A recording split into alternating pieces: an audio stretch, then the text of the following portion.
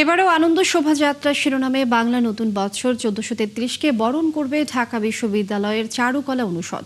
দুপুরে শোভাযাত্রার প্রস্তুতি উদ্বোধনে এ তথ্য জানান অনুষদের ডিন অধ্যাপক আজহারুল ইসলাম শেখ। গত বছর অন্তর্বর্তী সরকারের সময়ে শোভাযাত্রার নাম থেকে মঙ্গল শব্দটি বাদ দেওয়া হয়। এ বিষয়ে আরও জানাচ্ছেন পার্থ সঞ্জয়। নববর্ষের ঐকতান ফ্যাসিবাদের অবসান এমন প্রতিপাদ্যে ১৪৩২ বঙ্গাব্দে নববর্ষের শোভাযাত্রা উদযাপিত হয় দীর্ঘদিনের মঙ্গল শব্দটিকে বাদ দিয়ে আনন্দ শোভাযাত্রা শিরোনামে। এবার নির্বাচিত নতুন সরকারের অধীনেও বাংলা নববর্ষের আয়োজন হচ্ছে আনন্দ শোভাযাত্রা শিরোনামে। যদিও মঙ্গল শোভাযাত্রা নামে এই আয়োজনটি ২০১৬ সালে ইউনেস্কোর স্বীকৃতি পায় সাংস্কৃতিক ঐতিহ্য হিসেবে।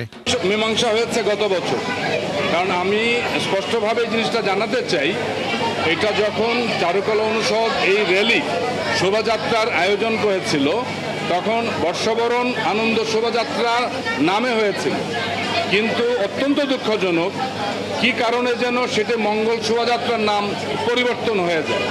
তো আপনারা বলবেন যে আমরা পরিবর্তন করেছি, ব্যাপারটা কিন্তু পরিবর্তনের জায়গায় না। আমরা ফিরে গিয়েছি সেই 1989 সালে যখন শুরু হয়েছিল। আগের মতোই clean. Berger easy clean fresh, দেয়ালে দাগ থাকবে না, রাখবে সুরভিত।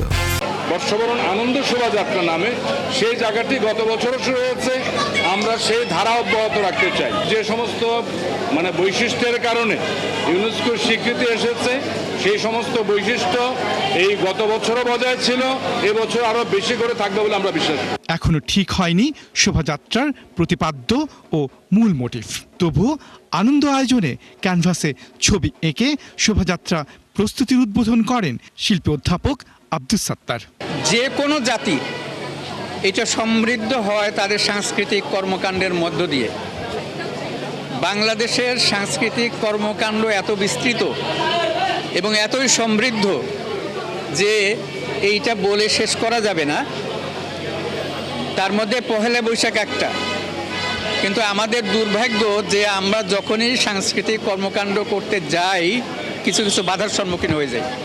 আরও সুন্দরভাবে আমাদের এই পহেলা বৈশাখের অনুষ্ঠানটা করা সম্ভব হবে সকলের সহযোগিতায়। ১৯৮৯ সালে স্বৈরাচার বিরোধী আন্দোলনের অংশ হিসেবে চারুকলা অনুষদের আয়োজনে বর্ষবরণে এই শোভাযাত্রা শুরু হয়। পার্থ সঞ্জয়, ৭১, ঢাকা।